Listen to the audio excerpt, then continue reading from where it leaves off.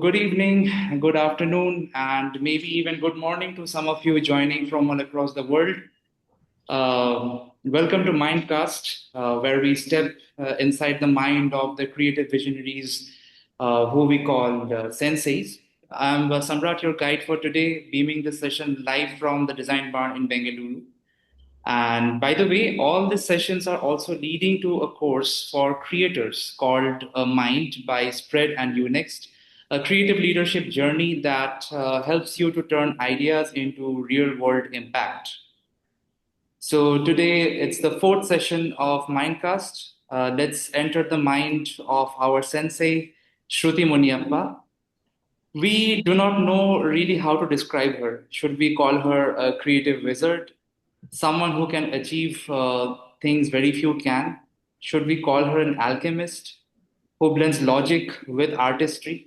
She has empowered 500 artisans, led Sandur, Kushala, Kendra to a Guinness World Record, and is now shaping the future with e commerce and sustainable models.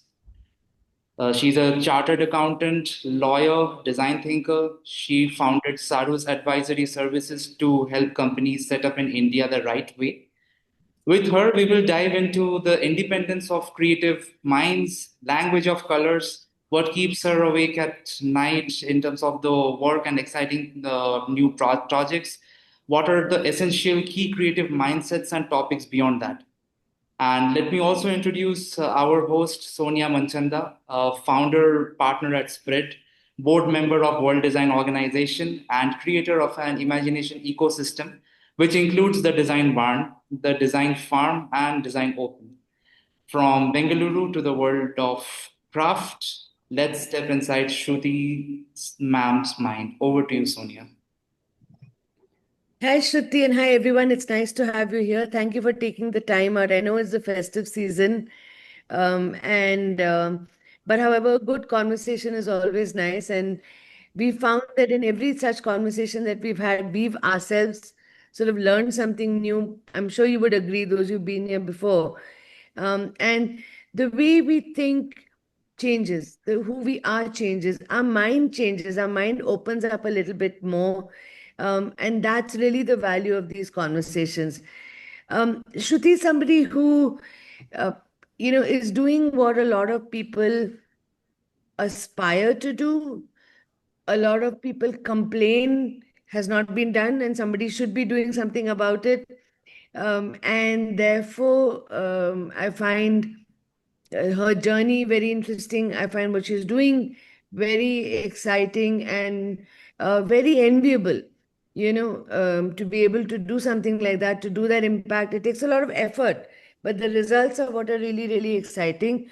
So I want to really start with just talking to you, Shruti, a little bit about the work that you're doing, and not just the work that you're doing in the here and now, but really what about that work? What are the new challenges? What are the new things you want to do with that work? What keeps you up at night? What do you dream of doing with that work? So tell us a little bit about the work. Tell us a little bit about why you're doing that work, and where do you see it taking you in the future? Sonia, I'm an enabler of craft and art and design. I've been, had the good fortune of having the opportunity to do this. It is not very easy to get an opportunity where you can work with over 500, 600 artisans. And craft, has come in for centuries together. It actually goes back to 20, 30,000 years ago, during prehistoric times. Then moved to agrarian, then moved to Indus Valley civilization, and it's passed on, and it's all over the world there is art forms and craft forms, and it's come. And there is and somewhere down the line, we did miss out and lose some very precious craft forms. And there is and right now we're in a very beautiful era where a lot of importance is being given to craft and art. And I've got the opportunity to be in that journey of able to keep it alive, able to keep it sustainable, able to I would have won the I would say I'm successful in this if I can make any of the craft forms and some artisan saying that's the career I want to have. We had lost it about 30 years ago. So that's the journey, and that's the goal. That's where I want to be going. Fabulous. Um, Really, to creatives and designers out there who want to do something with craft, what are the challenges? What are the attitudes? What can they learn from your journey? Um, there are times that you clearly know what you want to do. If you want to be an athlete, you go out there to the track, find a coach, start building on your strength and conditioning, start running. If you want to take up a particular art form, you go there, pick up an art form, read about it, meet the artisans, meet the teachers. Um, the biggest challenge for somebody who's trying to discover what do I want to be doing would be to know where to be and to discover what you're passionate in, what is the form of creativity or art you want to be concentrating on, focusing on. And the path may not be very easy, and you just need to show up there every day and figure out if this is what it is. You experiment with different forms and then you take it from there. So I think that's the biggest challenge one needs to deal with. But if you're at it on a daily basis, and if you have and like they always say, you to have a good idea, you need to have many ideas. To figure out what you really need and where you belong, you need to be at it every day. And you very lucky if you get it on day one. But if you are there meeting, doing, experiencing, learning, the accumulated knowledge and accumulated consciousness will get you there. So, yeah. So interesting, but what we are doing now is this course that we are launching. We are calling it the Crafters course, okay? Because there's something about thinking up something, you know, and there is a different kind of effort that goes into crafting something. I mean, even a strategy, for instance, if you want to take something to market, you need to craft that strategy. You need to be in the detail. Craft is about being in the detail. So you need to be in the detail. So while yes, like you worked in the big consulting scenarios, and there where you're looking at the big strategy. So there is a big strategy, and then there is the crafting of the detail. And all of it, the entire journey, and I think design also comes in there where you need to detail every bit of that journey. Much like that craft itself needs to be of a very high quality and finesse, which I've seen in the work of Sandur Kushala Kala Kendra. It's really in a place where it's finessed, you know. But so one is to have the finesse in the craft, the other is the overall strategy, taking it to market, the pricing strategy, the communication strategy, the branding strategy, the marketing strategy. There's so much that needs to be crafted. So we believe very much, or personally also, I believe very much in the idea of crafting.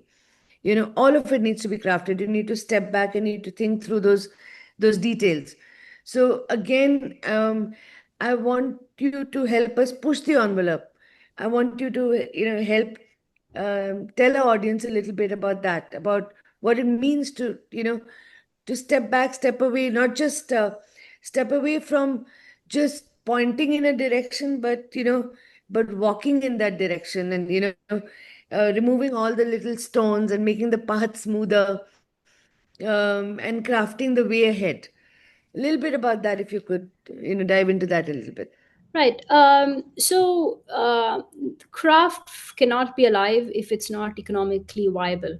So that's a starter. Why did we see many crafts or artisans dying or not moving forward, or many crafts are not alive today? Is because it quickly lost the economic value to it, and they weren't able to go to the market.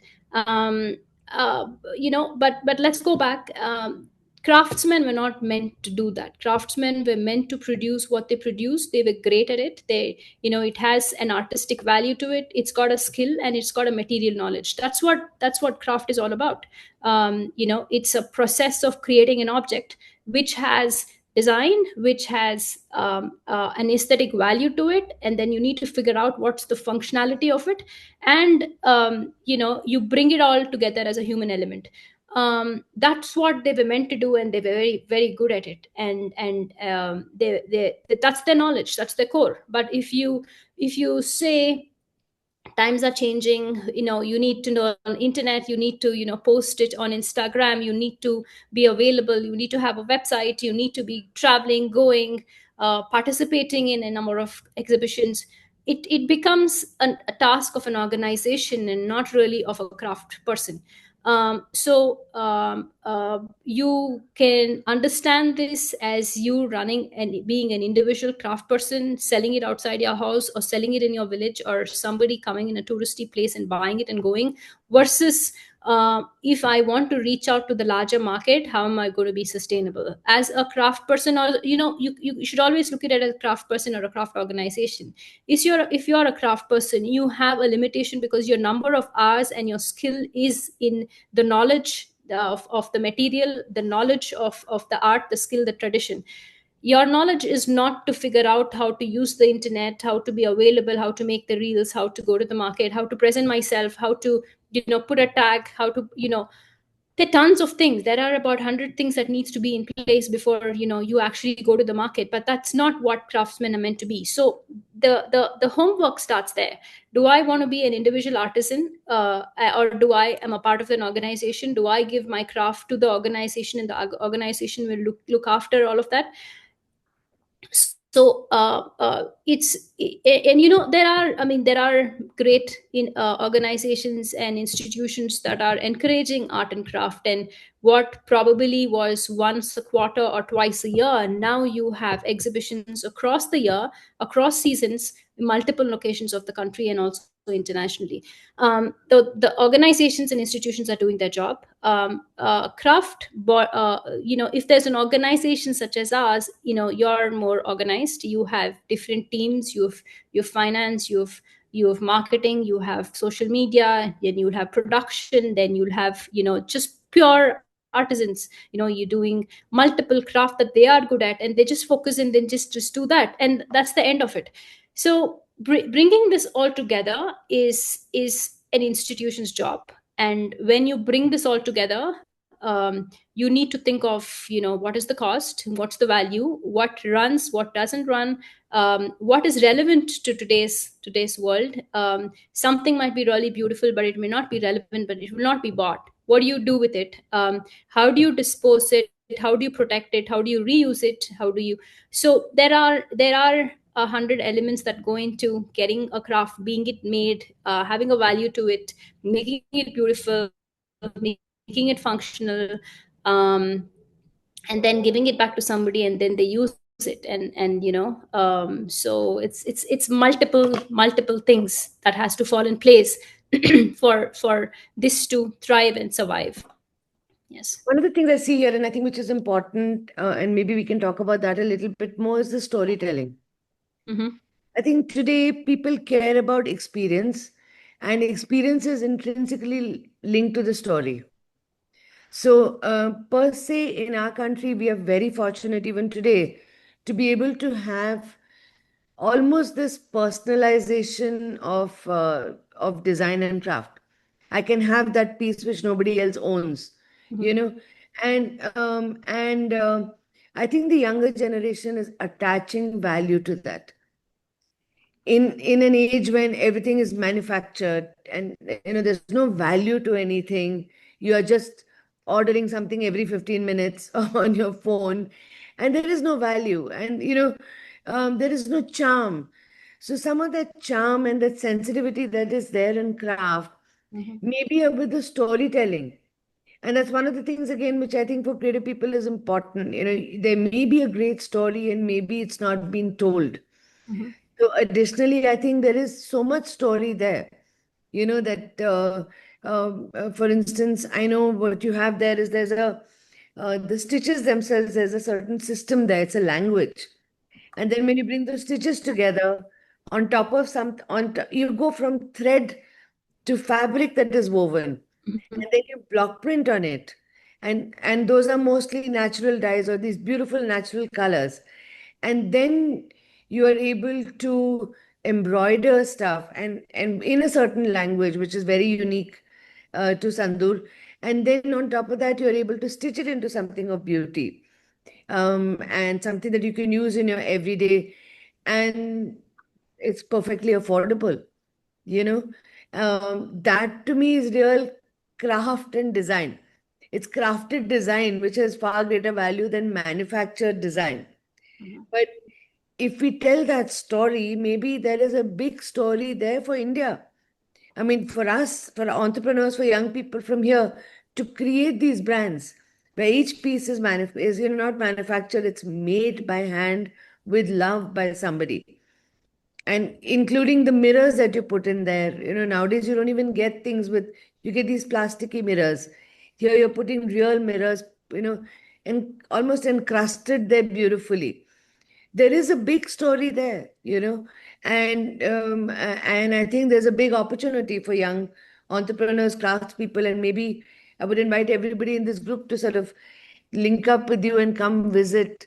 I was really happy when we visited the last time to see a bunch of students from the town of Manipal sitting down on the floor, understanding how the whole thing works. And especially for me, given my long association with Manipal, and I was in my head thinking that I must go back and tell them to visit. And here they were already there. So it's one of those places to discover, learn from, and create value. The creating value is, I think, which is a long journey, that it takes time. And that time, investing that time itself is sort of crafting the journey, I would imagine. Right. So the artisans already know, and when they create a piece of art, it's got all the elements of design. You spoke about embroidery, so we'll take that as an example. So there's a line, there's a texture, there's a color, there's a form. The elements are like the backbone, and the artisan already knows that it's like ingredients to make a dish. It's you need that, and the artisans are born, at least this generational artisans are born with it. They just know.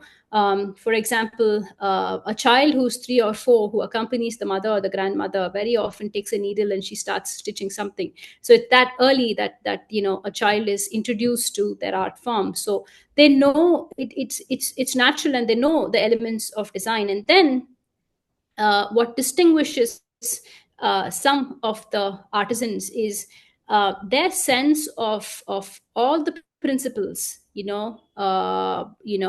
the balance, the motifs, the size, the rhythm, the movement. It's fantastic. If you need to differentiate an award-winning artisans with a non-award-winning artisans, or somebody who's gone out and done way better than somebody else, is this beautiful language of principles of design that is speaking in a particular in a particular product that's designed. And then there is no compromise, or there is no deviation from the indigenous stitches that there are. And then there is no deviation from the mirrors that I used, or the coins that I used, or any embellishments that is used. So when your ingredients are right, or the materials that's the knowledge that an artisan that comes with. It's the material knowledge. You intersperse material knowledge along with some aesthetic value to it, and then you create a product. The product could be functional.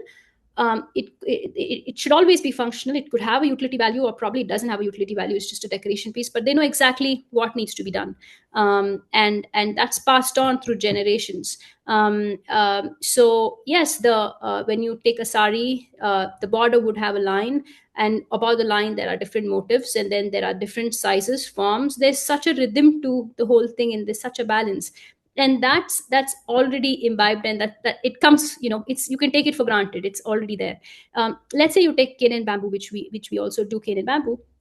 If you look at that, you have the functionality element of it is very high, and you can't deviate from certain principles. And those principles of balance, design, the hexagonal shape that you create with the twigs, the pressure it can take, the weight it can take. One needs to be so careful because you're going to sit on it and you're going to use it. The artisan knows, what is for an average human being's height, what needs to be the where do you sit, how do you have an armrest, how do you have a backrest, and what is the weight that can go into it. So all of this is these are all artisans who have come from generations. They come from traditions, they come from tribals, so they've got this inept knowledge that they possess. um, so the story is really, if you go back, to civilizations where, maybe about 3,000 years ago is when, carpenters, blacksmiths, artisans, weavers, carpets, all of that, people took up those specializations as professions, and that came down for a long period of time. And we still have today, we're very lucky that we still have these generations that's come down, and those are the ones who are working, and those are the ones who are artisans. So the story is beautiful. It is alive, it's working, it's got a great economic value to it, and it's affordable, and anybody today can afford it and can buy it. So that's where we are currently. So, especially in a time when I have to talk about AI because everybody is talking about it, um, in a time when AI can make a design in a snap, naturally, if you're investing time and effort and creating something that you cannot do with AI, or you have to do with your own hands and make it Right. beautifully, Right. naturally, the value of craft is going to go up. You think, what is your prediction? What So, happens to craft? right. Does it lose its value? Because I know, for instance, I like we used the embroidery work for the Bangalore Tech Summit, and we made the Angavastras with the Ganda Barundas embroidered on them to give to our foreign guests. And then for my WDO board members, I made little pouches to put their WDO pins, which always get lost. And when I explained to them that, in this place, they get the thread, then they weave it, then they couldn't wrap, I mean, I don't think they could wrap their head around the entire thing. Mm. That this kind Right. of thing still exists. And um, and and I'm glad that it still exists. I'm glad it's not forgotten. I'm glad it's being worked on. And there is an opportunity for young people to come, even design with that, because what they will get from here is flawless. It's flawless. It has a story. The soul of the maker goes with something like this when they invest that kind of time. Not only that, I mean, I've even seen the workspace, and I've seen how um, those beautiful tribal women with, they make this for themselves, and they're so beautifully dressed. And on top of that, they have um, with the same fabric, they've made little cots and swings for the children, for the babies who are also there, and are being looked after by community. And there is so much value in all of that, in the kinds of workspaces we make. Young entrepreneurs tomorrow can make such workspaces, even craft the experience of the people there. So there is a lot of value in that work. And again, like I said, the reason why we're talking to you is because we would love for people to go visit. We would like people to connect the dots between business, design, craft, livelihood, sustainability, and all of that, which we are fortunate that is there in our country. And it's just there for us to help tell the story better, help design greater relevance to the products we make, create great value through the brands we can create with the crafting that we do around craft, perhaps, and around other things as well. Take the same care in everything that we do. I want to ask you, what are the kinds of mindsets or values maybe that embody your work, or maybe you've picked up from being around the crafts people? Something I heard from a weaver once, that the Tirukural was written by a weaver, and because you've got that rhythm and that melody, along with the rhythm comes melody in that work, you can never really cause any harm. You just become the kind of person who's so calm, who's so in the flow, that you cannot really cause harm. This work also is very, very harmonious, very beautiful, and therefore very sustainable. So, is there some such thing, some nuggets, or certain mindsets or values that you can share that we can learn from the craftspeople themselves or from you? So your first point, what's going to happen in age of AI? Somebody said, it's quite a popular quote. It says, I want AI to do my job so I can go back and do my painting and my craft, and I don't want AI to do my craft and painting, so it makes my work smarter. So the core of craft is an object, and object has material knowledge. An AI could do a design, it could make it easier, but at the end of the day, you and I want to have it in hand, touched, and feel it. Craft can, I mean, so it'll never be relevant. An AI cannot replace what is handmade. And if we're looking at traditional craft people, they just know their design, and those are the designs that are nice because it's coming out of human beings and it has a human element to it. So AI will still not touch that. The only thing that AI can and do is functionality, and in functionality, if it has a utility, only that it could probably make it smarter. Then I'd use it. I'd probably, let's say, you want to do a kurta, or let's say you want to do a better chair, then you probably use it and then you do it. But if you want to go back, but you'll never, like a Chanpatna toy maker would never deviate from what he's done. It's cylindrical. It's, you have a shape, you season the wood, and then in a lathe machine you round it, and then you make the painting. So how much of AI can I use in it? I cannot. Like these guys who do Kinhale toys, they have so much of carving to do, and there's so much of folklore to say there. If you use AI, it loses its value. So again, the craft is protected from AI. It's just a form, a little bit of a design. Probably it'll come by and push it, or maybe it'll be used in sales, or maybe so that's one part of it. Second part of it, you spoke about community and sustainability and a work environment. There's a great sense of, so all of these people who work with us have worked with us for over 20, 30, 40 years, and they retire. They come as a young, they would have just got married, or they would come as at 18, 19, and then they retire from there. And even after retirement, they work for 2 to 5 years. So their life is made here, and it's such a sense of belonging and such a sense of camaraderie that happens there. Not just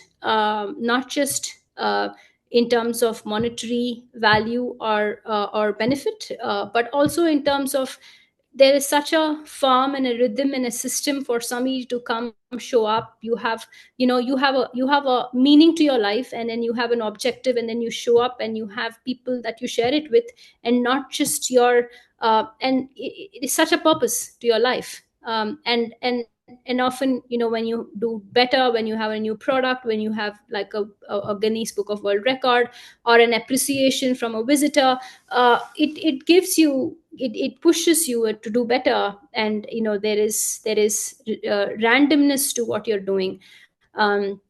And also there is everyday sense of purpose and belonging and camaraderie. And the often children are born, and then children go to school. So from 6 months onwards, you would see people raising everybody's child. Like they say, it takes a village to raise a child, and it's truly, you truly see that.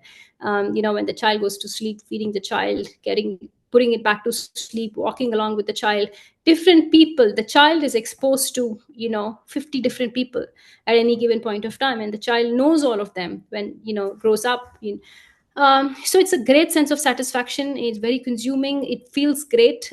You see it happen. And those are sustainable models that we need a lot more. And then coming to the third part, what's the mindset?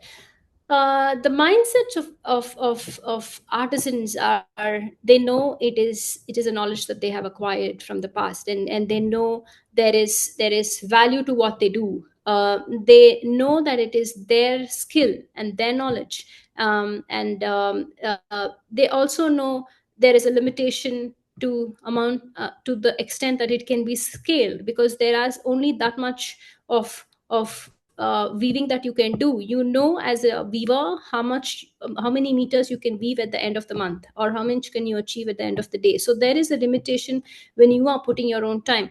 So there is a value that gets attached to it. So you go back to philosophy of khadi in India. It was part of the freedom movement, and it's the Swadeshi movement. It's about sustainability.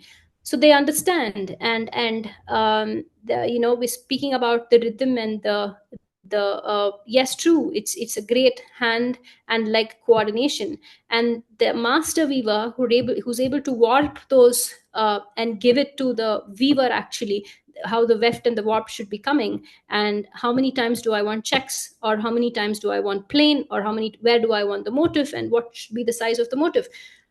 This is great skill, and all of this was meticulously done, you know counting it thread by thread, hundreds and thousands of thread, and putting it in the warping machine and giving it to the loom and the artisan to actually then weave it. So it's got such a process to it, and these are intelligent people who have an aesthetic sense and a human expression, so they're able to do this. And so if you go back, the most traditional designs are the most sought after, because it's the most toughest and it's the most difficult, and it takes months to weave this, either as yardages or as saris. So there are multiple things to learn from them, and the patience. If it takes you 7 days to weave a sari, and then you start from zero, you start from one thread, and then you make the weft and the warp coming together, giving it life, and then you move forward. So that's their mindset of patience, and a mindset of bringing out an object that is of value, functionality, aesthetics. It's a great skill to learn, and their resilience against changing times. It's not easy to be doing that in time. Today there's so much more importance that's coming, like the new generation attaches value to it. India has come of age where not just art and craft, but sports and health, and we're doing much better. We have disposable income to go there and buy something of value. And this is not fast market, but this is slow market, and this is slow material. You don't wear it once and throw it. Anything that you see and purchase and wear, and it lasts for years. The fabric may run out or tear or lose color, but the embroidery lasts forever. You can actually cut it and reuse it.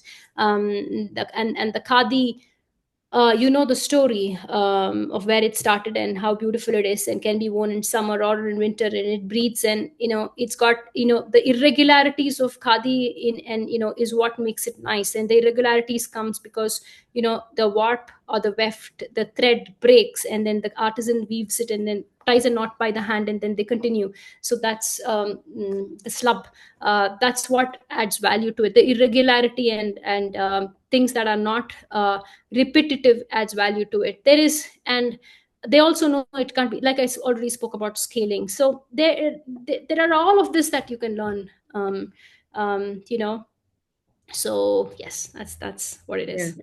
So it's very precious actually, and I think the nature of, and I think if we relate it to creative work, which I think somewhere with all of the new tools and technologies we're getting is losing some of its preciousness.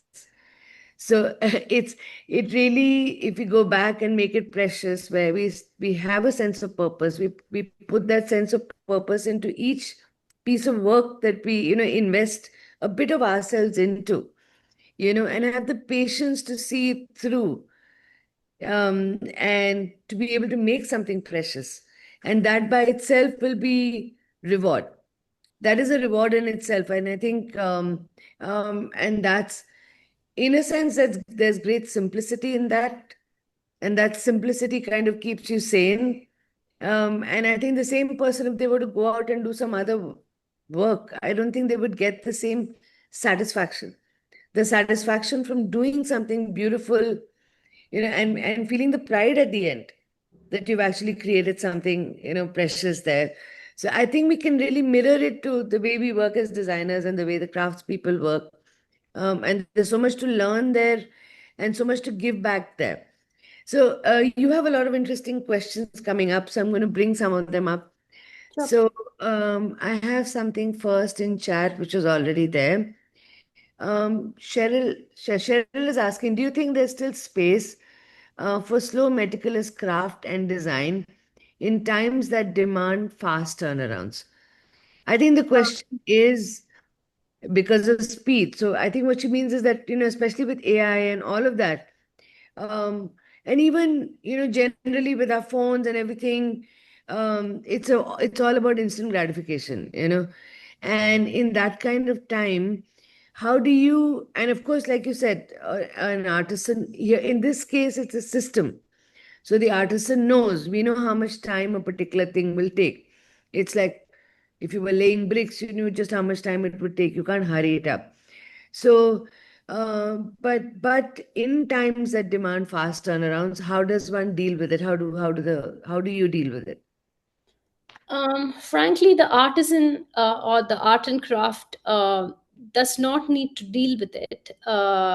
Let's say, and it also, and your question is valid if you are a youngster, and depending upon where in your life cycle you are, probably it's easy, or for anybody else, it's probably easy to go into fast fashion, pick up something which is really one fifth, 1/10, 1/20th of the cost of what a woven sari or a woven kurta and an embroidered product would cost. Or let's say a chair which is cane and bamboo would handmade would cost 5,000 rupees. You go to IKEA or anywhere else, it could probably cost you 500 or 1,000 rupees.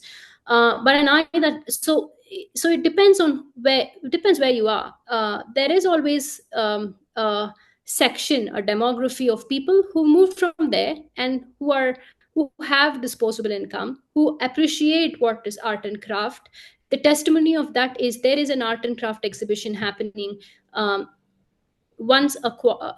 twice a month, anywhere at any given point of time in any city of this country. So that itself, if they are able to organize those exhibitions, that means there are people who are coming into it. These are just pure art and craft exhibitions, but there are also other forums from which this can be sold.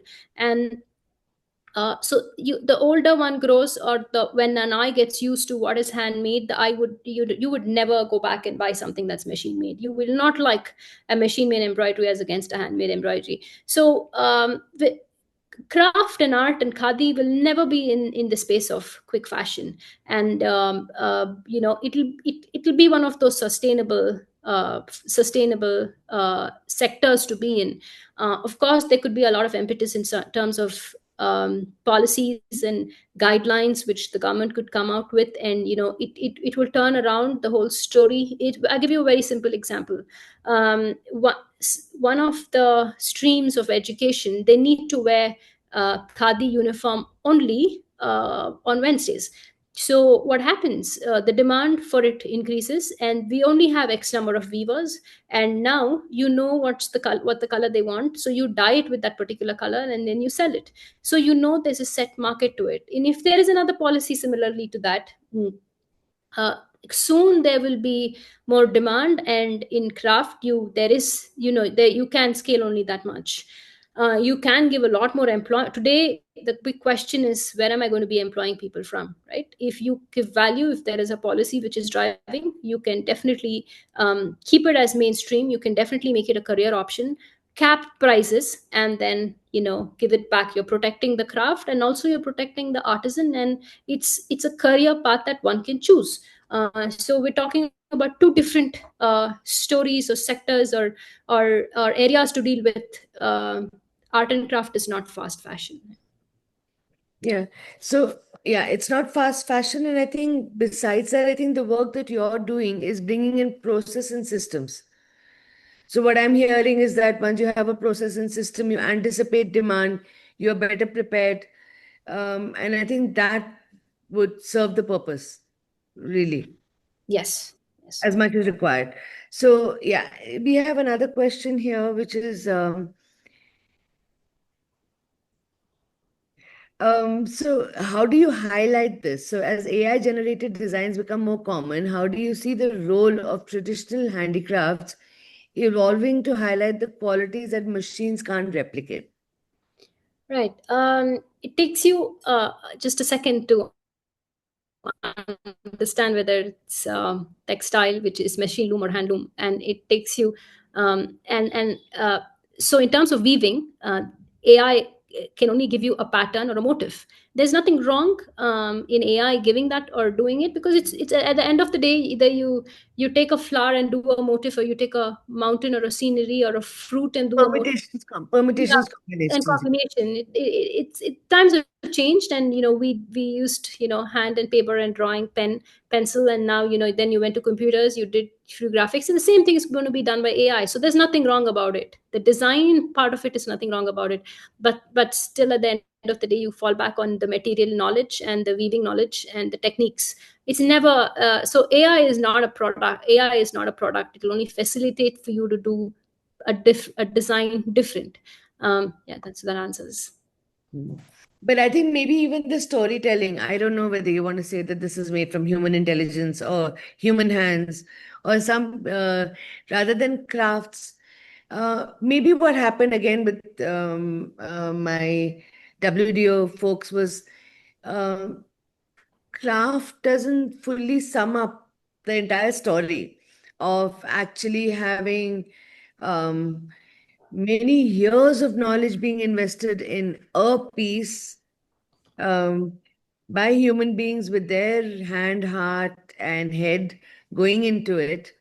Maybe we need a better way to tell the story. Maybe that would help. In the age of AI, we have a more powerful story here. And maybe we need to find better ways of telling it. Maybe that could be an answer. So Asta Parekh is asking, are there artisans who have come from far away and joined the community? Is there an opportunity like that for someone who wants to? I think that's a really beautiful question because, I mean, you may not, you may be inclined a certain way, but you may not come from that background. So maybe there's an option. Does that happen? So if you go back to tradition and customs, and if you see why, so one of the core elements of craft is a tradition and a custom, and that came because of the background you came from, the region you came from, the material that was available, and what you were exposed to. Either you were born to a family that was this was a weaving family, or who were weaving saris, or you were a carpet weaving family, or you're a pottery family, but that didn't stop anybody else from learning the skill. But you'll have to go and dedicate and imbibe yourself into learning, and it happens. Actually, now we're in a stage where we do want to introduce people, because we want to make that a career option. We do want to introduce people who are not from the let's say the Medar community to do cane and bamboo. We will look out for people, and we will encourage people to take up that art and craft. Let's say if we want to take people who to do traditionally, there are, for example, we have weavers who are from the weaving community and who are not, who learned, but they've been doing it from day one. Is a human being going to so one of the important thing, Asta, there to keep in mind is, are you as a human being going to like doing it? Because let's say 8 hours or 7 or 6 hours in a day, you have to be having a hand and a leg coordination in a movement, and you have to get used to the noise of the looms, the noise that the machine makes. And you are you going to be happy doing it? And are you like with all of us, we're very happy producing something, sketching something, drawing something, painting something, or something. I mean, you attach a sense of personal touch or belonging to the produce that you is that going to make you happy? And then the answer is yes. Also, you should ask yourself, what is the background that you're coming from? Do you want to do this art form yourself? I give you an example of embroidery now. Do you want to learn a set of indigenous stitches of the Lambani community, and do you want to be a craft person alone, and do you want to be creating a product, an object, or do you want to learn and then teach 10 other people, scale it? So that's another question to answer. So it's definitely possible, but what is your goal is is what you need to answer. Yeah. So just to build on that, in Banaras, one of the projects that we were supporting through doing communication for it and doing a film for it was something that we call Viva Shala for Tanera. And where they were investing in these workshops, where previously the weavers were working from home on pit looms, they were investing in these workshops where they had better looms, better working conditions, meals, coffee, etc., etc. And one of the we said, okay, why don't we call it Viva Shala, institutionalize it, make it like a center. Let's give them badges to wear. And we heard that, you would not even give your daughter in wedding to a weaver. And most of these guys were like, the youngest was 45, the oldest was some 80, you know. And suddenly they said, अब मैं company का आदमी हो गया. Like, I have a job, I have a job, I have a career. But I definitely see that, I mean, in terms of skilling, in terms of there's so much work going on. Maybe there's a possibility, like what Asta was saying, to actually have people. Could be, I don't know, I have some kind of disability, but I have a skill and I'd like to learn this and I'd like to contribute. I'd like a career. Maybe we have the possibility to grow something like this in the future. Maybe, just maybe, I'm thinking, and I'm going to building on Asta's question. There's a question from Manjunath Naidu. Hi, Manjunath. I don't know if we've met. It says, hello, Shruti. Art in India is still a secondary career for the urban population. Is it really a sustainable career to opt for? It's nice to hear a question like that. So, yeah. Right. It depends on your inclination. In an urban setting, you don't see your neighbor, your family. I mean, it used to exist in Bangalore. There's a place, there's a pottery town, and then there's a weaver's town. It existed before our generation. It was very sustainable. They were very they were wealthy people because they were known for it. People would go straight to their homes and buy it. You still find a little bit of that happening today in Bangalore. Likewise, in different cities, like Varanasi is a big city. You go to weavers, you search for them, and then you buy their goods. It's so the question should be: is it viable career for somebody who's educated and somebody so sorry. So would it so if you ask me, if that is your interest and if that's your passion, so it would be, at the end of the day, everything is a career if it gives you one, satisfaction, two, it has to be economically viable. It has to be rewarding. If it's not rewarding, you're not going to take it up unless you have wealth from coming ancestrally. So that's the answer. Okay. So, Prabha Dev wants to ask what you have to say about Prada and the Kolhapuri chappals, and do we have legislation for craft and copyright? Well, it did become a big news, and you know what happened, and they did visit Kolhapur, and then they did apologize, and all of that happened. Um, Craft has geographical indication tag. Like, for example, at Sandur, we have GI tag 134. If somebody else does it, and it's a combination of many things. One, it comes from the region. We use khadi, then we do the embroidery on it, then we do the block prints. The block prints are indigenous and unique to us. Nobody else uses it. So we know it comes from our place. So Government of India has done those things to recognize from where the art comes from and given these. So and Banarasi sari, if it's made in Bangalore, you may buy it, but but somebody who understands it wants to go to Varanasi and pick it up. So yes, if somebody comes and picks up a style of your art, so be it. But give the credit. It's just totally fine.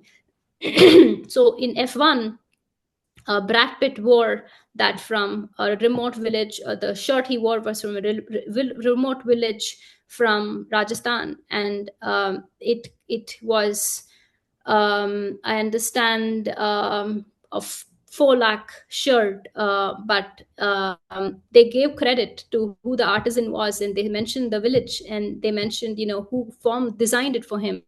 So as long as you give the art and craft some recognition that is due, it's okay. Yeah. Okay. I think that's it. I think we are done. I think they've given us a lot to think about. And I think we've sort of looked at craft and and a lot of people are going to be very interested and want to think a lot about what we can do with craft and how we can bring it together with design and bring it together with entrepreneurship. So thank you very much for making us think about all of this. Is there any maybe a particular sort of line of advice that you'd like to give to creative people who've joined us today? Yeah, especially the youngsters who are looking at taking up the course. Very important to differentiate when it comes to art and craft and artisans. What's the cost? What's the price? And what's the value? If you can actually crack that and understand that, you're actually be doing very well for yourself and also the craft people and the craft. To break that down, if handmade chair would cost you 10,000 rupees, where did I get the wood from? How long did it take for me to season it? What's the fire that the artisan used to bend it? How long did I varnish it, or did I paint it? How long did it stay there to season it? And how am I storing it, and how many people can do it? And that's why, that's why it's rare, that's why it's difficult, that's why it's got a material knowledge to it, and what is the value that it demands, or it requires. So I think all the youngsters who are coming into the field and who wants to understand craft, if you could differentiate between the price, the cost, and the value that art and craft demands, and it deserves, I think that's a yeah, great skill to have. Thank you so much, Shruti. I really like that. I like that ending note because I think fundamentally, like for instance, when we create a brand, we are actually creating value. But similarly, the work that we're doing, there's a certain value that comes from the number of hours we put into learning a skill, into thinking about it, into imagining it.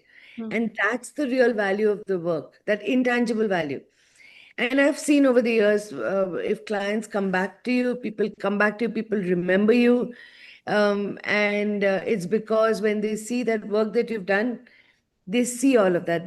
That's the real value. They see it, they think of you, and they know what you put into it. So thank you for that end note. And from here, I'll hand it over to Samrat. And thank you everyone for joining us. Thank you, Sonia. First of all, I am getting a lot of messages from various corners of the globe as to how much people are enjoying this series, and especially today's session. One friend from Mumbai has just messaged me saying, even being a non-designer and a non-creator and listening to you, he has taken so many notes today that he also wants to become a creator, just like you. So thank you, Shruti ma'am, for taking out the time for joining us in this session. A big thank you to the audience for joining us despite the long holiday weekend. So from Design Barn to the globe and back, we have met our fourth sensei today. And we will also keep in touch about the upcoming Mind course and reach out to each of you, separately by the next week. So check out our YouTube channel as well. It's youtube.com/mind course, mind.crafters course. Okay. So until next time, keep crafting bold and beautiful futures and be limitless. Thank you all for joining. Thank you, Shruti ma'am.